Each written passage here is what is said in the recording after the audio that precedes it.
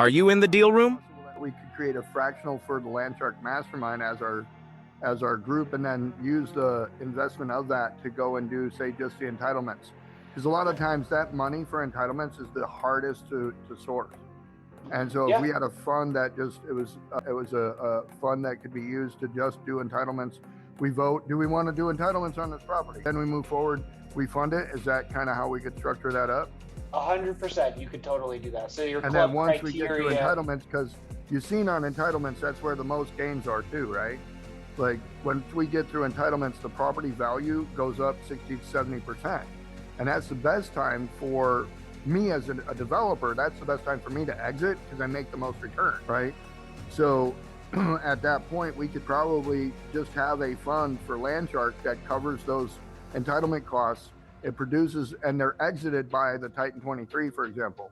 Titan 23 comes in, exits the entitlement fund or the Landshark Fractional fund, and the Landshark Fractional fund is exited by Titan 23 every time. So yeah, you could raise for the land entitlement, and then your club business plan would be, hey, you know, we're focusing on land entitlement, and then all you have to do is say, hey, I found 123 Main Street. Do we want to do, you know, loan this land entitlement to that?